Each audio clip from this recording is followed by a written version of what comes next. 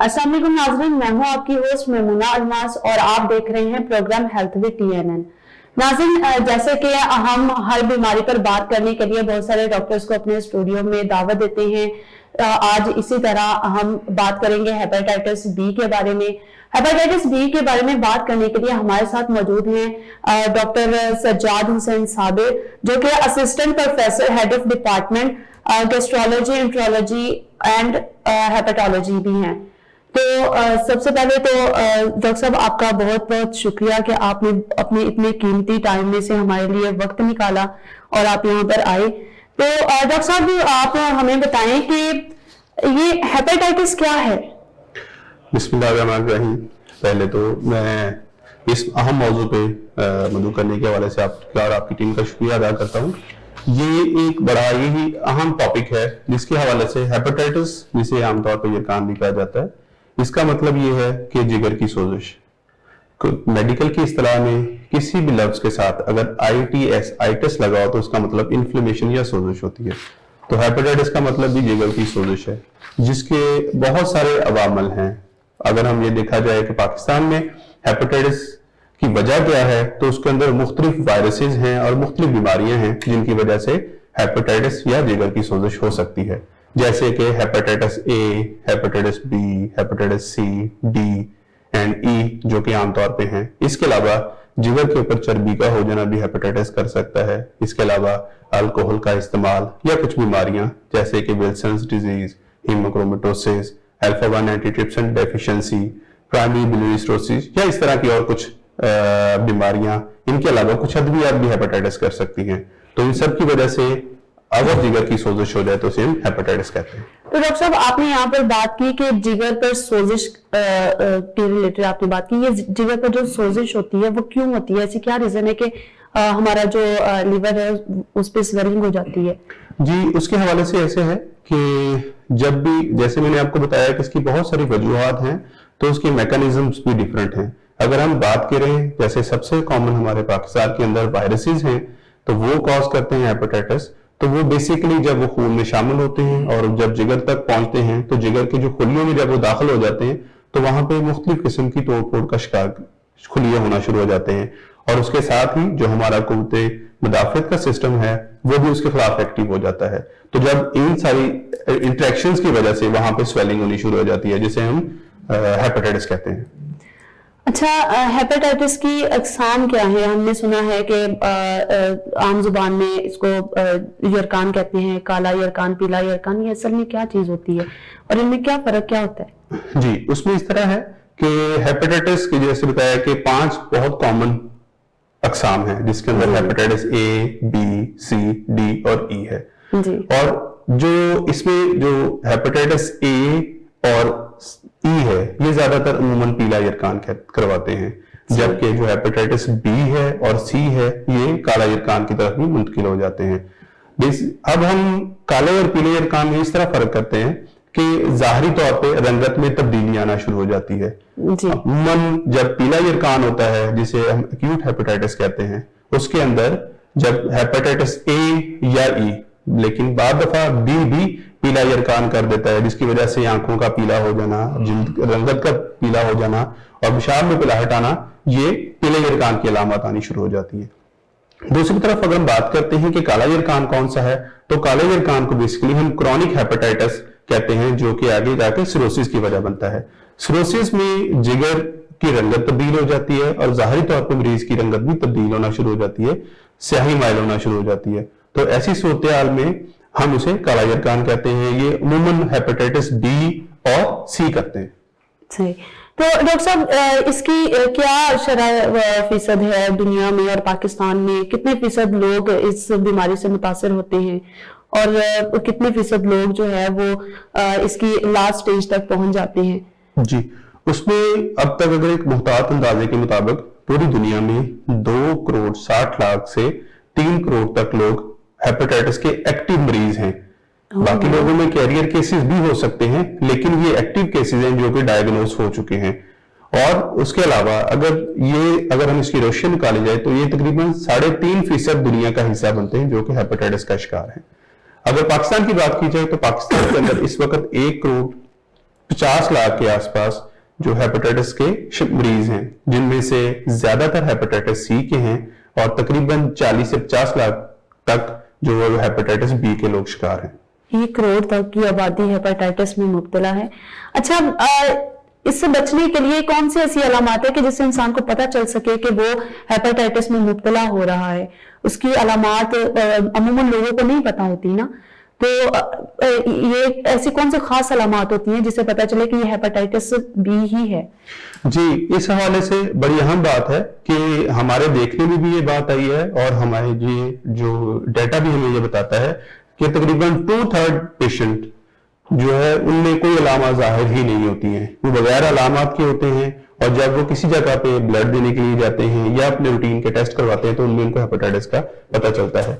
लेकिन अमूमी तौर पे जो अलामत मरीजों में जाहिर होती हैं, उनके अंदर थकावट का हो जाना, जिस्म में दर्द की कैफियत रहना, हल्का बुखार की कैफियत रहना, उसके अलावा दिल मतली होना, उल्टी की कैफियत होना, रंगत का पीला होना, पेशाब का पीला होना, और बाद दफा जोड़ों के दर्द की कैफियत हो, जिस्म में खारिश की कैफियत हो। ऐसी सूरत हाल में भी बाद दफा उसकी वजह हेपेटाइटिस होती है। तो कोई भी मरीज रूटीन में तो हमें सालाना तौर पे अपने टेस्ट हेपेटाइटिस के लाजमी करवाते रहना चाहिए, और लेकिन अगर इनमें से कोई अलामत जाहिर हो रही हो तो उसको फौरन ही अपने स्क्रीनिंग टेस्ट लाजमी करवाने चाहिए। सही।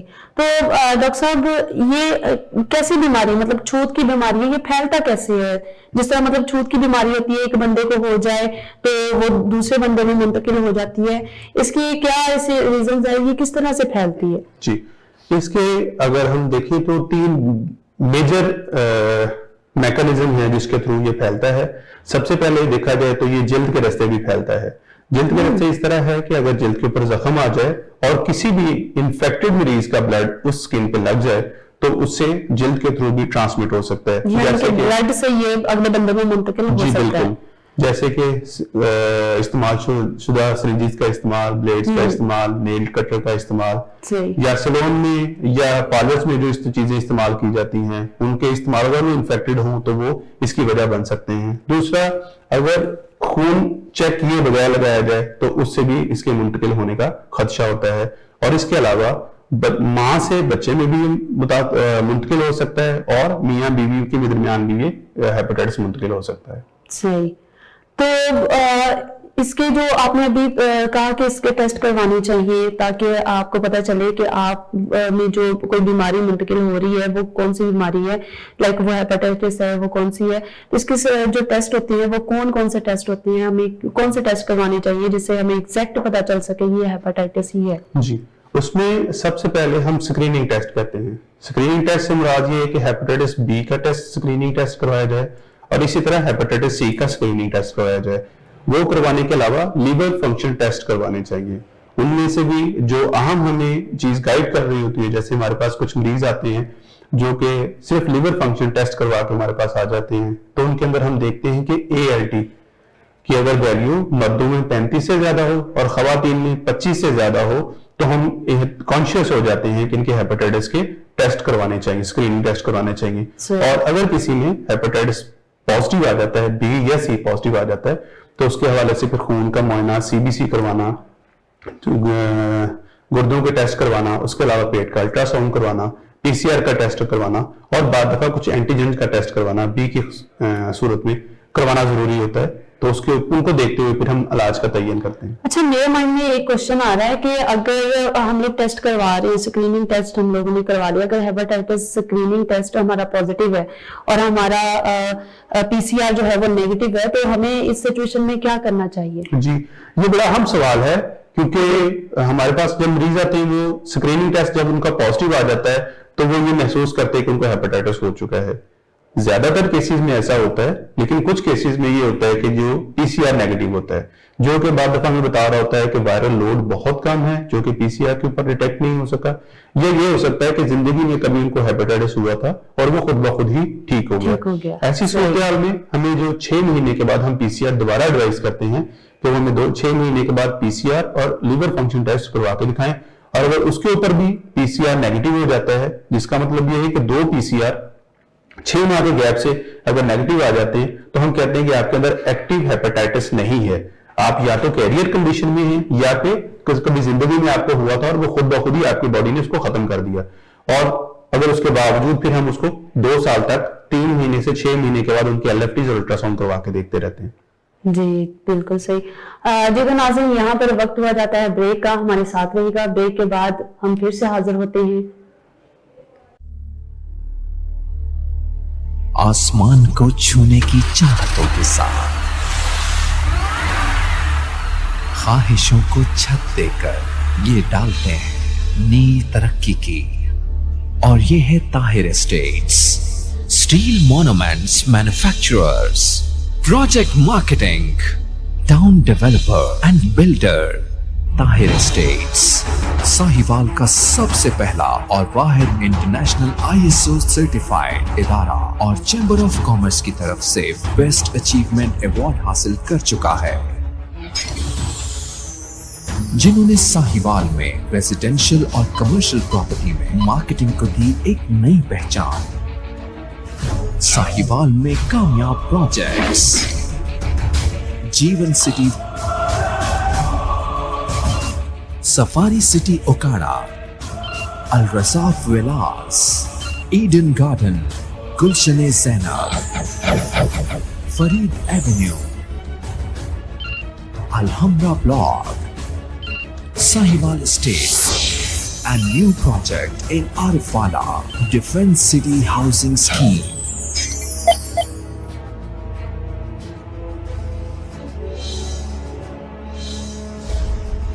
The largest marketing network in real estate.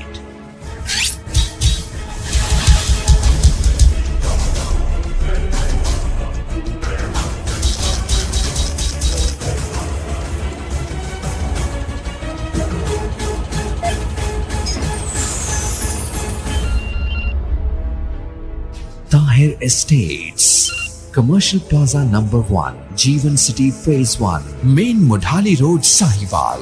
UN number 923041110300.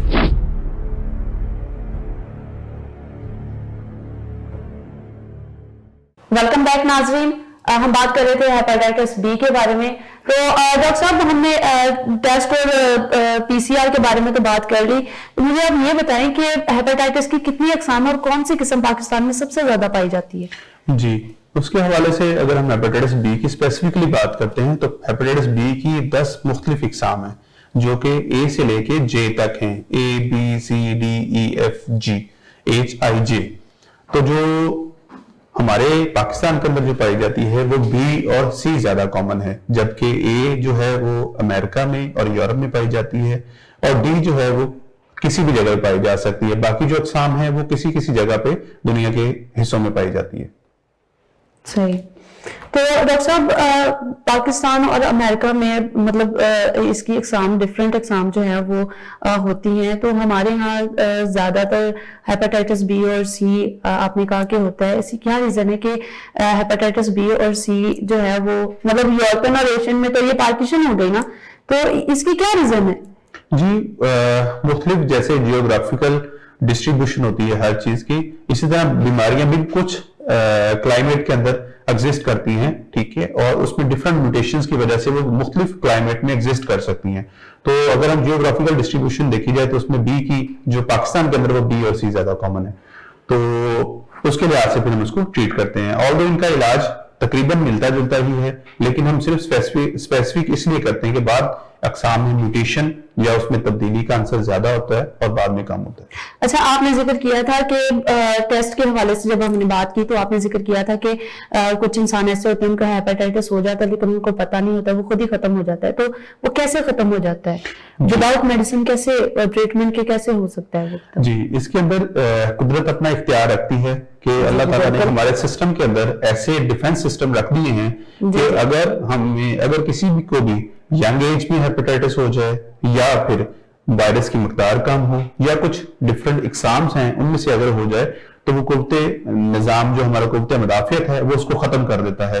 ये बी के हवाले से स्पेशली बहुत अहम है कि तकरीबन 70 से 80% लोगों में हेपेटाइटिस 3 से 6 महीने के अंदर खुद ब खुद खत्म भी हो जाता है कि वो काले अरकान की तरफ या क्रॉनिक हेपेटाइटिस की तरफ नहीं जाता। लेकिन ये डिपेंड कर रहा होता है कि उस वक्त मरीज की एज क्या है, फीमेल और मेल के जेंडर के हवाले से भी इसमें मुख्तलिफ है, और कुछ अकसाम के हवाले से भी इसमें डिफरेंट है कि कुछ खुद ब खुद खत्म हो जाती हैं, कुछ जो है क्रॉनिसिटी की तरफ से। अच्छा, मेरे माइंड में एक क्वेश्चन आ रहा था काफी देर से, वो मैं अब कर रही हूँ कि इसकी कितनी स्टेजेस होती हैं और सबसे ज्यादा खतरनाक स्टेज कौन सी होती है जहां पर डॉक्टर्स भी कहते हैं कि बस? जी बिल्कुल, उसके हवाले से पहले हम कहते हैं कि इन्फेक्शन होती है हेपेटाइटिस के साथ। जब बॉडी में वायरस अंदर चला जाता है तो उसको हम कहते हैं कि वो इन्फेक्टेड हो चुका है, और उसके बाद फिर उसका एक इंक्यूबेशन पीरियड होता है कि वो जिस्म में दाखिल होने से लेके अलामात जाहिर होने तक के जो टाइम को हम इंक्यूबेशन पीरियड कहते हैं। हेपेटाइटिस बी के हवाले से अगर हम बात करें तो वो 6 हफ्ते से लेके 6 माह तक इंक्यूबेशन पीरियड होता है। एवरेज तकरीबन 2 से 3 माह इसका एवरेज टाइम होता है कि वो जिस्म में दाखिल होने के बाद जो अलामात जाहिर करता है वो इस टाइम के अंदर जाहिर करता है। तो इस दौरान कुछ मरीजों में अलामा जाहिर होना शुरू हो जाती हैं और कुछ मरीजों में अलामा जाहिर नहीं होती हैं। सही। अच्छा डॉक्टर साहब, इसका इलाज बहुत सारे लोग जो हैं वो हकीमों के पास जाते हैं जिनको ज्यादा अवेयरनेस नहीं होती, उनको पता ही नहीं चलता कि हम हेपेटाइटिस में मुब्तला हो चुके हैं। तो इसका जो इलाज है वो कब करवाना चाहिए और इसका टाइम पीरियड क्या होता है इलाज का? जी, उसके हवाले से ये बड़ा अहम सवाल आपने पूछा कि इसके हवाले से बड़ी मिथ क्रिएट हुए हैं। जैसे हेपेटाइटिस सी के हवाले से बात करें तो उसका इलाज एक मुख्तसर टाइम के लिए है, जैसे 3 महीने या 6 महीने के लिए। तो लोग ये समझते हैं कि हेपेटाइटिस बी का इलाज भी शायद इतनी टाइम के लिए, और वो कुछ अरसे के बाद इलाज शुरू करने के बाद वो छोड़ देते हैं। और इसका बड़ा मुस्तनिद इलाज अवेलेबल है, और उसके साथ हमारे पेशेंट में पीसीआर बिल्कुल नेगेटिव हो जाता है। लेकिन अगर हम इसको छोड़ते हैं तो ये रिमिशन या वापस आ जाता है। तो अमूमी तौर पे हम इसका इलाज 2 से 3 साल तक तो लाजमी करते हैं, और बाद दफा इसका इलाज 5 साल तक भी जाता है। अभी तक पूरी दुनिया में कोई ऐसी दवाई नहीं आ चुकी जो इसको हमेशा हमेशा के लिए खत्म कर दे। यानी कि ये कंप्लीटली बॉडी से जाता नहीं है? जी, इसका ये बिल्कुल खत्म हो जाता है, लेकिन बॉडी के कुछ हिस्सों में ये स्टे कर जाता है। जैसे इसलिए जैसे इसको दोबारा टाइम मिलता है वो दोबारा से ब्लड में शामिल होके वो अपने असरात शो करना शुरू कर देता है। इसलिए इसका इलाज थोड़ा लंबा है और इसको मुस्लिम डॉक्टर के अंडर ही इसका इलाज करवाना चाहिए। अच्छा, हमने बात की थी हेपेटाइटिस के फैलने के बारे में, तो आपने बताया था कि ये जिस बंदे को हेपेटाइटिस होता है उसके ब्लड के जरिए दूसरे में दाखिल हो जाते हैं। जब इसके जर्म्स किसी सेकंड पर्सन की बॉडी में एंटर हो जाते हैं तो इसकी अलामात क्या होती हैं? कैसे पता चलता है कि हेपेटाइटिस के जर्म्स जो है वो बॉडी में एंटर हो चुके हैं और वो अपना काम स्टार्ट कर चुके हैं? इसकी क्या अलामात होती है? जी, इसके अंदर तकरीबन 2/3 पेशेंट्स को नहीं पता चलता है कि अगर 100 पेशेंट्स को हेपेटाइटिस हुआ है तो उनमें से 66% लोगों को ये पता ही नहीं चलेगा कि उनके अंदर हेपेटाइटिस है। जी। बाकी 33% लोगों में इसकी जो अलामत आती हैं, जैसे कि थकावट का होना और जल्दी जिस्म में दर्दों की कैफियत होना, हल्का बुखार रहना, रंगत का पीला होना, पेशाब में पिराहट आनी शुरू हो जाना, जिस्म पे खारिश की कैफियत होना, बाद दफा जोड़ों का दर्द होना, तो ये अलामत जाहिर हो सकती हैं। लेकिन ये 33% लोगों में जाहिर होती है, ज्यादातर लोगों में कोई अलामत नहीं होती है। तो डॉक्टर साहब, इसमें वक्त कितना लगता है इन अलामत को जाहिर होने में? कुछ लोग होते हैं कि उनमें फौरन हो जाती हैं, और कुछ के वो कह रहे हैं कि कुव्वत मुताफत इतनी अच्छी होती है और उनको अलामत जाहिर ही नहीं होती। इसमें टाइम पीरियड क्या होता है इस अलामत का जाहिर होने में? हेपेटाइटिस बी एक्यूट हेपेटाइटिस अगर हो तो वो जो पीलापन करता है तो वो अमूमन तकरीबन 1% लोगों में 6 माह के अंदर अंदर बहुत सख्त किस्म की अलामत जाहिर होनी शुरू हो जाती हैं, जिनके साथ बिलिरुबिन का बहुत ज्यादा बढ़ जाना, खून का बहुत ज्यादा पतला होना और जिगर का फेल हो जाना, जिसे हम लिवर फेलियर भी कहते हैं। ऐसी कंडीशन में हमें ट्रांसप्लांट की तरफ जाना पड़ता है, लेकिन ये 1% लोगों में होता है। बाकी क्रॉनिक केस जिसको कहते हैं, जो कि 6 माह के बाद तक जो हेपेटाइटिस गुजर जाता है, वो अमूमन तकरीबन 40% लोगों में क्रॉनिसिटी में हेपेटाइटिस भी जाता है। सही।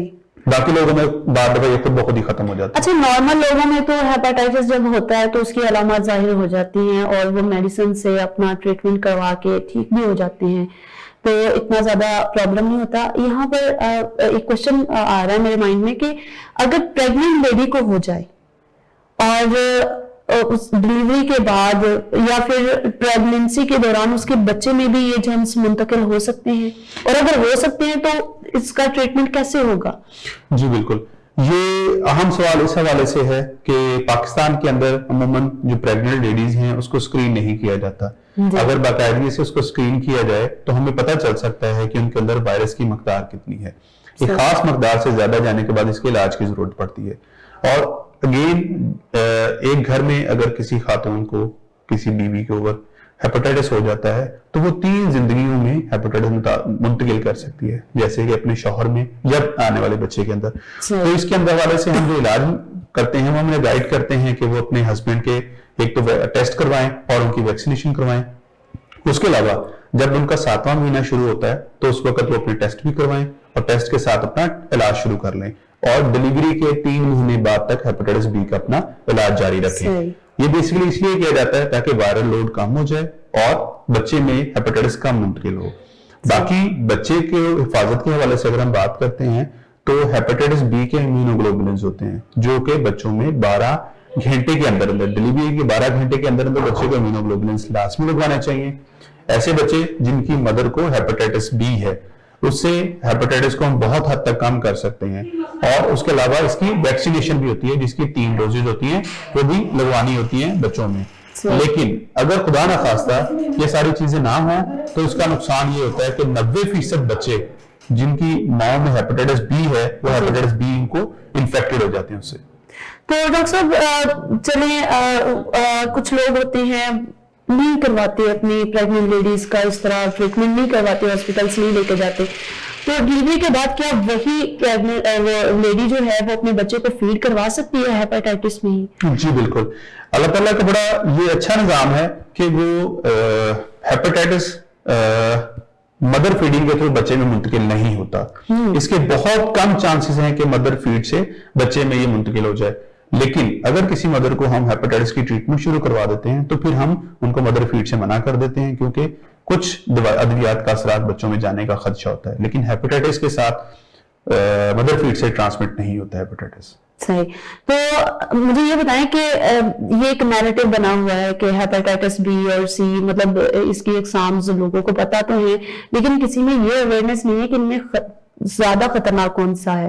तो आप हमें ये बताएं कि हेपेटाइटिस बी ज्यादा खतरनाक है या सी खतरनाक है?